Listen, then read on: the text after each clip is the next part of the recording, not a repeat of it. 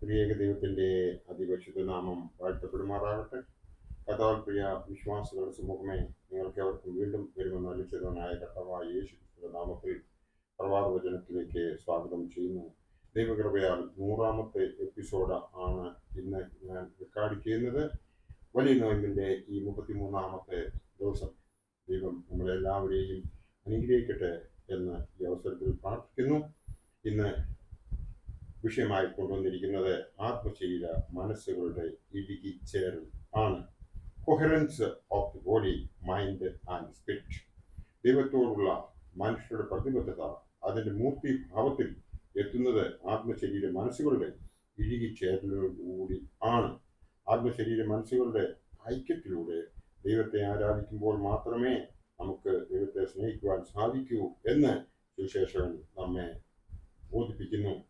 വിശുദ്ധ മർക്കോസ് എവൻഗേലിയസ്ത സുവിശേഷം 12-ാം അധ്യായം 30-ാം വാക്യത്തിൽ പ്രകാരം പറയുന്നു, നിന്റെ ദൈവമായ കർത്താവിനെ നീ പൂർണ്ണ ഹൃദയത്തോടും പൂർണ്ണ ആത്മാവോടും പൂർണ്ണ മനസ്സോടും പൂർണ്ണ ശക്തിയോടും കൂടെ സ്നേഹിക്കണം എന്ന് ആകുന്നു എന്ന് ഈ വേദഭാഗം നമ്മോട് പറയുന്നു.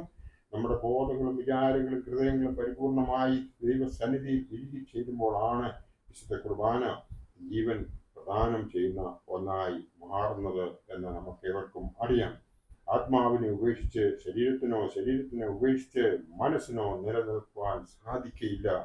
ആത്മശരീര മനസ്സുകൾ യേശുവിൽ ഒരുമിക്കുമ്പോൾ നമ്മിൽ ദിവ്യപ്രകാശം ഉദിക്കും.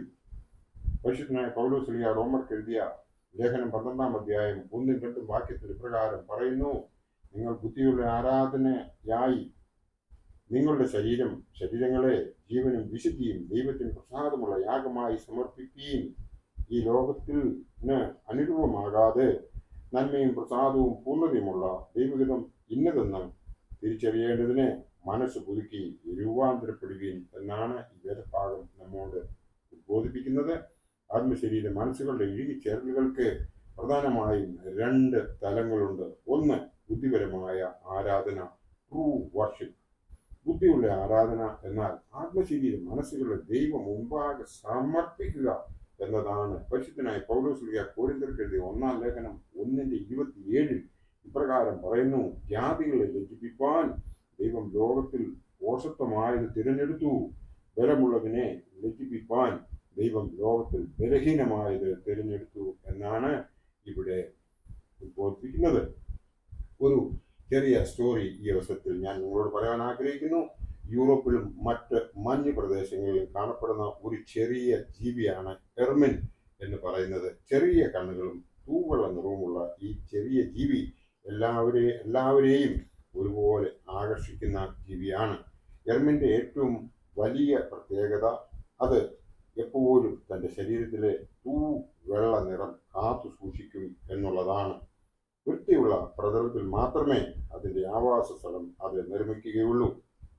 ഇത് അറിയാവുന്ന വേട്ടക്കാർ അതിനെ വാസസ്ഥലം മാലിന്യങ്ങളും ചെളികളും കൊണ്ട് നിറച്ച് അതിനെ സാധാരണ ശല്യപ്പെടുത്താറുണ്ട്. ഇത് അറിയാവുന്ന വേട്ടക്കാരൻ അതിന്റെ വാസസ്ഥലം കണ്ടുപിടിച്ച് ആണ് ഇപ്രകാശം വൃത്തിഹീനം ഉള്ളതാക്കി തീർക്കുന്നത്. വലിയ പ്രതിബന്ധങ്ങൾ സഹിച്ചുകൊണ്ട് പ്രതികൂലമായ സാഹചര്യത്തിൽ എർമിൻ തന്റെ വാസസ്ഥലം വൃത്തിയാക്കുകയും തന്നെ ഉപദ്രവിക്കുവാൻ ശ്രമിക്കുന്നവരുമായി അവസാന നിമിഷം വരെ പൊരുതി നിൽക്കുകയും ചെയ്യും. എന്ത് പാഠമാണ് ഈ ചെറിയ ജീവി നമ്മൾക്ക് നൽകുന്നത്? ആത്മീയ ശരീര മനസ്സുകളുടെ ദൃഢതയും ഇഴുകിച്ചേരലുമാണ് അവസാന നിമിഷം വരെ പ്രതികൂല സാഹചര്യങ്ങളോട് പൊരുതി നിൽക്കുവാൻ ഈ ജീവിയെ പ്രേരിപ്പിക്കുന്നത് എന്ന് നമുക്ക് എവർക്കും അറിയാം.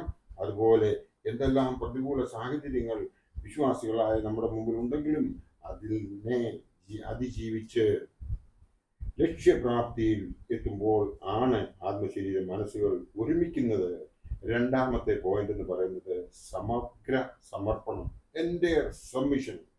ആത്മശരീര മനസ്സുകളുടെ സമഗ്ര സമർപ്പണം പ്രവൃത്തി പദത്തിൽ വരുമ്പോഴാണ് ദൈവവുമായുള്ള ഇഴുകിച്ചേരൽ പൂർണ്ണതയിൽ എത്തുന്നത്. മാർ അബ്രഹാം പാടുന്ന ഒരു പാട്ട് ഈ അവസരത്തിൽ ഓർക്കുന്നു. ആത്മശരീര മനസ്സുകളാം എന്നോട് തിരുമുൾ കാഴ്ചകളെ കലർന്ന വിളക്കുകളായി ഞാൻ കത്തിപ്പാറാകണമേ. ഈ പാട്ട് സമർപ്പണത്തിൽ സമഗ്രമായ ബോധ തലത്തിൽ നിന്നുകൊണ്ടാണ് അപ്പോഴും പാടുന്നത്. അപ്പോൾ ആണ് ആത്മശരീര മനസ്സുകളുടെ ഇഴുകിച്ചേരലുകൾ ഉണ്ടാകുന്നത്. അതിന് നമുക്ക് സാധിക്കുന്നുവോ എന്ന് നാം ഈ അവസരത്തിൽ ചിന്തിക്കേണ്ടതുണ്ട്. ദൈവത്തിന്റെ ദാനമായ നമ്മുടെ ആത്മാവിനെയും ശരീരത്തെയും മനസ്സിനെയും ദൈവത്തിന് കാഴ്ചയായി സമർപ്പിക്കണം. എങ്കിൽ മാത്രമേ ഈ ലോകത്തിൽ നമ്മൾ മഹാപാപികളായി ജീവിക്കുന്ന നമ്മൾ അതിൽ നിന്നും മോചിതരാകുവാൻ സാധിക്കുകയുള്ളൂ. അതിനു വേണ്ടിയിട്ട് നമ്മുടെ ആത്മാവിനെയും ശരീരത്തെയും നമ്മൾ മനസ്സിനെയും ദൈവത്തിന് സമർപ്പിച്ച് അവൻ്റെ പേർക്ക് ജീവിക്കുവാൻ നമ്മൾ ശ്രമിക്കുന്നുവെങ്കിൽ ദൈവം നമ്മളെ എല്ലാവരെയും അനുഗ്രഹിക്കും. വലിയ നോയമ്പിൻ്റെ ഈ 33-ാമത്തെ ദിവസത്തിൽ നമുക്ക് നമ്മളെ തന്നെ ഒന്ന് തിരുത്താൻ ശ്രമിക്കാം. അതിനു വേണ്ടിയിട്ട് നാം ദൈവത്തിൻ്റെ മുമ്പിൽ നമ്മളെ തന്നെ ഒന്ന് സമർപ്പിക്കുവാൻ ശ്രമിക്കാം. ദാനിയേലിന്റെ 3-ാം അധ്യായം വായിക്കുമ്പോൾ ബാബിലോൺ ദൈവങ്ങൾക്ക് മുമ്പിൽ സത്യദൈവങ്ങളെ സാക്ഷിച്ച ശത്രുഘ്നെയും മേശക്കിനെയും അബേദ്നെഗോയെയും നാം വിസ്മരിക്കാതെ ഓർക്കുന്നത് ഈ അവസരത്തിൽ നല്ലതായിരിക്കും. എത്ര വലിയ പ്രതികൂല സാഹചര്യം ഉണ്ടായിട്ടും അവർ അതിനെയൊക്കെയും അതിജീവിച്ച് യഹോവയായ ദൈവത്തിൽ മുറുകെ പിടിച്ചത് കൊണ്ട് അവർക്ക് സിംഹത്തിൽ നിന്നും തീച്ചൂളയിൽ നിന്നും രക്ഷപ്രാപിക്കുവാൻ സാധിച്ചു.